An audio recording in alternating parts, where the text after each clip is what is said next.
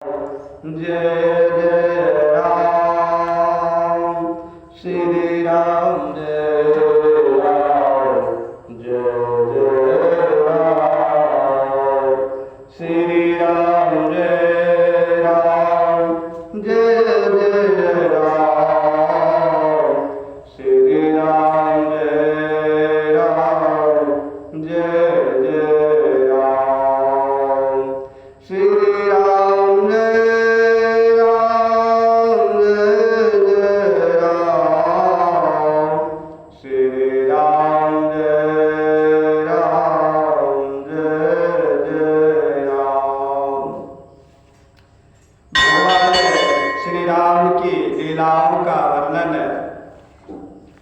श्री सुखदेव जी कहते हैं राजा परीक्षित से कि परीक्षित, खड्वांग के पुत्र दीर्घबाहु और दीर्घबाहु के परम यशस्वी पुत्र रघु हुए।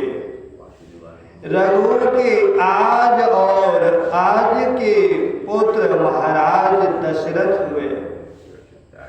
देवताओं की प्रार्थना से साक्षात पर ब्रह्म परमात्मा भगवान श्री हरि ही अपने अंशांश से 4 रूप धारण करके राजा दशरथ के पुत्र हुए।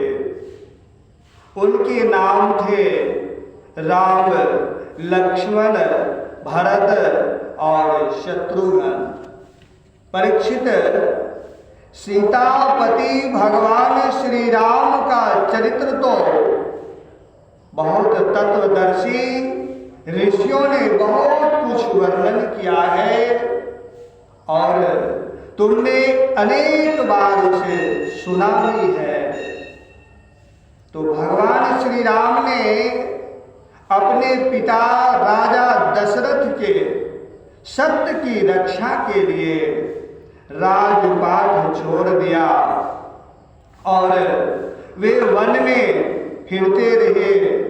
उनके चरण कमल इतने सुकुमार थे कि परम सुकुमारी श्री जानकी जी के करल कमलों का स्पर्श भी उनसे सहन नहीं होती थी।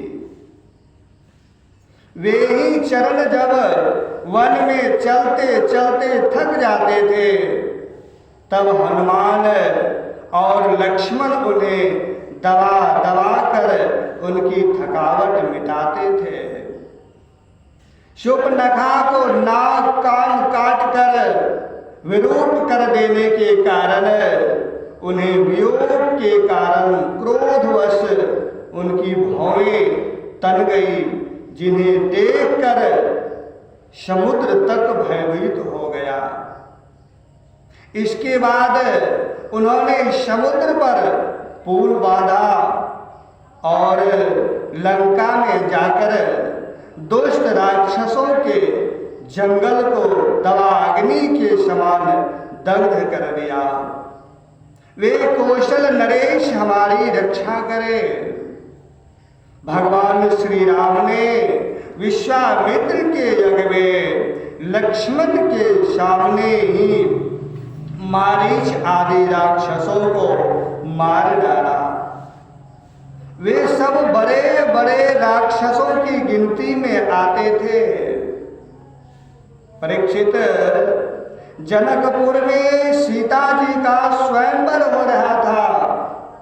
संसार के चुने हुए वीरों की सभा में भगवान शंकर का वह भयंकर धनुष रखा हुआ था। वह इतना भारी था कि 300 वीर बड़ी कठिनाइयों से उसे स्वयंवर सभा में ला सके थे। भगवान श्री राम ने उस धनुष को बात ही बात में उठाकर उस पर डोरी चढ़ा दी और खींचकर बीचों बीच से उसके 2 टुकड़े कर दिए। ठीक वैसे ही जैसे हाथी का बच्चा खेलते खेलते ईख तोड़ डालते।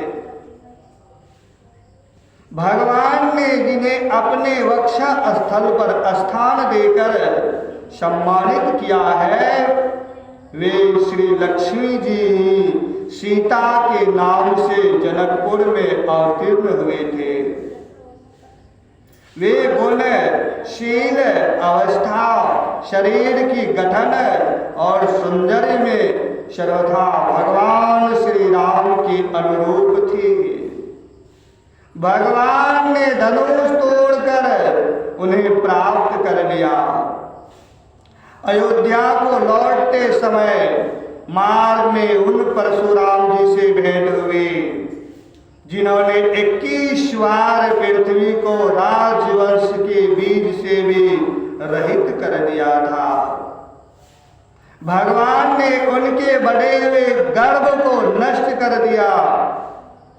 इसके बाद पिता के वचन को सत्य करने के लिए उन्होंने वनवास स्वीकार किया।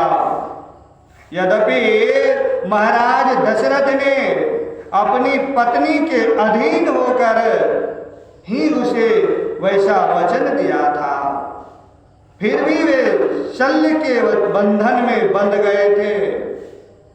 इसलिए भगवान अपने पिता की आज्ञा शिरोधार्य की। उन्होंने प्राणों के समान प्यारे राज्य, लक्ष्मी प्रेमी हितैषी मित्र और महलों को वैसे ही छोड़ दिया, छोड़कर अपनी पत्नी के साथ यात्रा की। जैसे मुक्त संग योगी प्राणों को छोड़ देता है, वन में पहुंचकर भगवान ने राक्षस राज रावण की बहन शूर्पणखा को रूप कर दिया, क्योंकि उसकी बुद्धि बहुत ही कलुषित थी, काम वासना के कारण अशुद्ध थी। उसके पक्षपाती, खर, दोषण, त्रिशरा आदि प्रधान भाइयों को, जो संख्या में 14,000 थे, हाथ में महान धनुष लेकर भगवान श्री राम ने नष्ट कर डाला और अनेक प्रकार की कठिनाइयों से परिपूर्ण वन में वे इधर उधर विचरते हुए निवास करते रहे।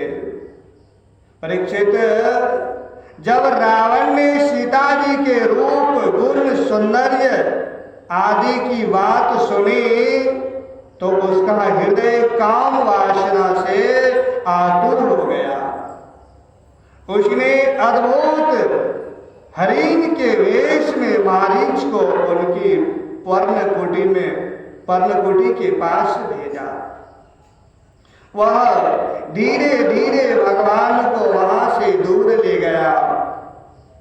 अंत में भगवान ने अपने बाण से उसे बात की बात में वैसे ही मार डाला जैसे दक्ष प्रजापति को वीरभद्र ने मारा था। जब भगवान श्री राम जंगल में दूर निकल गए, तब लक्ष्मण की अनुपस्थिति में नीच राक्षस रावण ने भेड़ियों के समान विदेह नंदनी सुकुमारी श्री सीता जी को हर लिया। तदंतर वे अपनी प्राण प्रिया सीता जी से बिछुड़कर अपने भाई लक्ष्मण के साथ वन में दीन की भांति घूमने लगे और इस प्रकार उन्होंने यह शिक्षा दी कि जो स्त्रियों में इस प्रकार वो शिक्षा दी कि जो स्त्रियों में आसक्ति रखते हैं उनकी यही गति होती है। इसके बाद भगवान ने उस जटायु का दाह संस्कार किया जिसके सारे कर्म बंधन भागवत सेवा रूप कर्म से पहले ही भस्म हो चुके थे। फिर भगवान ने कबंध का संहार किया और इसके अनंतर सुग्रीव आदि वानरों से मित्रता करके वाली का वध किया। तदंतर वानरों के द्वारा अपनी प्राण प्रिया का पता लगवाया। ब्रह्मा और शंकर जिनके चरणों की वंदना किया करते हैं, वे भगवान श्री राम मनुष्य की सी लीला करते हुए बंदरों की सेना के साथ समुद्र तट पर पहुंचे। वहां उपवास और प्रार्थना से जब समुद्र पर कोई प्रभाव न पड़ा, तब भगवान ने क्रोध की लीला करते हुए अपनी उग्र एवं टेढ़ी नजर समुद्र पर डाली। उसी समय समुद्र के बड़े बड़े मगर और मत्स्य खलबला उठे। डर जाने के कारण समुद्र की सारी गर्जना शांत हो गई। तब समुद्र शरीरधारी बनकर और अपने सिर पर बहुत सी भेंटें लेकर भगवान के चरण कमलों की शरण में आया और इस प्रकार कहने लगा समुद्र भगवान श्री राम से कि अनंत, हम मूर्ख हैं, इसलिए आपके वास्तविक स्वरूप को नहीं जान पाए, नहीं जानते। जाने भी कैसे? आप समस्त जगत के एकमात्र स्वामी हैं, आदि कारण एवं जगत के समस्त परिवर्तनों में एक रस रहने वाले हैं।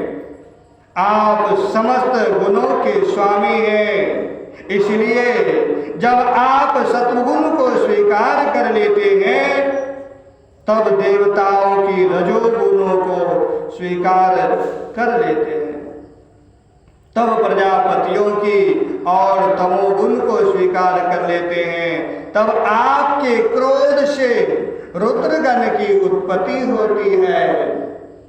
वीर शिरोमणि, आप अपनी इच्छा के अनुसार मुझे पार कर जाइए और त्रिलोकी को रुलाने वाले विश्व सर्वा के कुपूत रावण को मारकर अपनी पत्नी को फिर से प्राप्त कीजिए।